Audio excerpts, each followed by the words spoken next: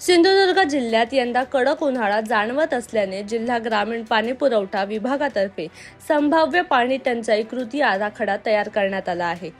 यामध्ये जिल्ह्यातील 325 वाड्यांचा समावेश आहे। यानुसार विहिरीतील गाळ उपसा, विहिरींची डागडुजी, नळपाणी योजना दुरुस्ती, विंधन विहिरी विशेष दुरुस्ती या उपाययोजनांना मंजुरी देण्यात आली आहे। त्यामधील 185 कामांना मंजुरी मिळाली असून सद्यस्थितीत सिंधुदुर्ग जिल्ह्यात पाणी टंचाईबाबत तक्रारी नसल्याची माहिती जिल्हा परिषद सिंधुदुर्गचे ग्रामीण पाणी पुरवठा कार्यकारी अभियंता सुजित राणे यांनी दिली।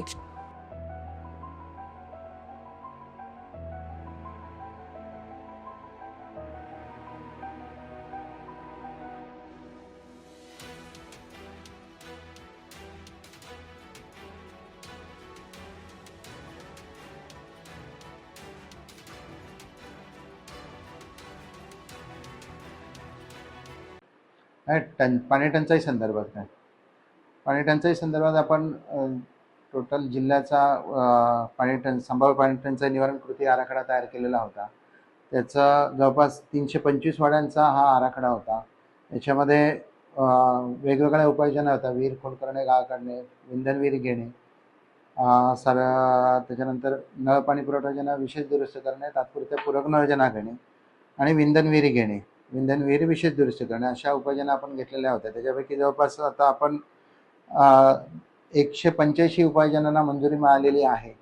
ते आपण उपाययोजनांना कामं आता आपण सुरू केलेली आहेत बऱ्यापैकी। तर याच्यामध्ये नळयोजना विशेष दुरुस्त करणे 57 कामं मंजूर झाली व विंधन विहीर विशेष दुरुस्त करण्यामध्ये 28 कामं मंजूर झालेली आहेत। तात्पुरत्या पूरक नळयोजनामध्ये 6 कामं, विंधन विहिरी घेण्यामध्ये 45 आणि विहीर खोल करणे, गाळ काढण्यामध्ये 49 कामं मंजूर झालेली आहेत। सदरची कामं काही कामं ही ग्रामपंचायतना देऊन त्यांनी पण ती कामं तात्काळ सुरू करून पूर्ण करून घेण्यासाठी आपण सूचना दिलेल्या आहेत। काही कामांच्या वर्क ऑर्डर पण आपण देऊन कामं सुरू झालेली आहेत। स्पेशली नळयोजना विशेष दुरुस्त करणे म्हणजे किरकोळ कामं करून सुद्धा ते पाणी टंचाई आपण नळयोजना दुरुस्त करून आपण पाणी टंचाई निवारण करू शकतो।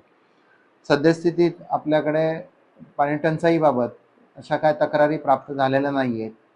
टंचाईच्या तक्रारी प्राप्त झाल्यास आपण तालुका स्तरावर उपअभियंता आणि आपले शाखा अभियंता यांना तात्काळ पाहणी करून अहवाल देण्याबाबत सूचना दिलेल्या आहेत। सद्यस्थितीत तशा काय पाणी टंचाईबाबत सूचना आपल्याकडे काय प्राप्त नाही आहे।